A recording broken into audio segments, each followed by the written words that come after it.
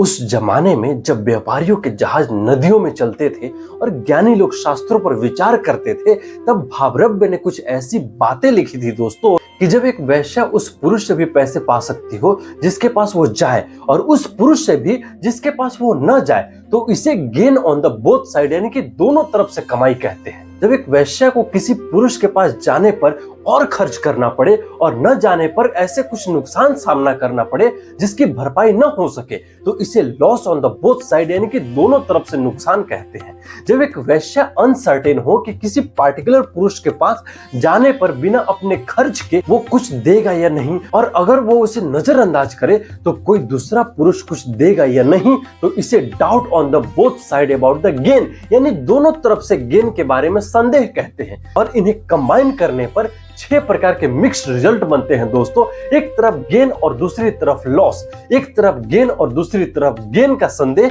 एक तरफ गेन और दूसरी तरफ लॉस का संदेह, एक तरफ लॉस और दूसरी तरफ गेन का संदेह, एक तरफ लॉस और दूसरी तरफ लॉस का संदेह, और एक तरफ गेन का संदेह और दूसरी तरफ लॉस का संदेश। उस जमाने में कहा गया कि एक वैश्य इन सब बातों पर विचार करके और अपने दोस्तों से सलाह लेकर के इस तरह का काम करे कि कमाई हो। अब उस जमाने में कामसूत्र में वैश्याओं के अलग अलग प्रकार बताए गए। एक बार्ड यानी कि दलाल, एक फीमेल अटेंडेंट, एक अनचेस्ट यानी कि अपवित्र स्त्री, एक डांसिंग गर्ल यानी कि नृत्यांगना, एक फीमेल आर्टिसन यानी कि महिला कारीगर, एक ऐसी स्त्री जो अपने परिवार को छोड़ चुकी हो, एक ऐसी स्त्री जो अपनी सुंदरता पर जी रही हो, और अंत में एक रेगुलर कोटेशन यानी कि एक पेशेवर वैश्या। इन सभी प्रकार की वैश्याएं विभिन्न प्रकार के पुरुषों से परिचित होती थी और उन्हें यह जानना होता था उनसे पैसे कैसे पाए, उन्हें खुश कैसे करें, उनसे अलग कैसे हों और उनसे फिर कैसे मिले। और कामसूत्र का वो फाइनल वर्सेस कहते हैं दोस्तों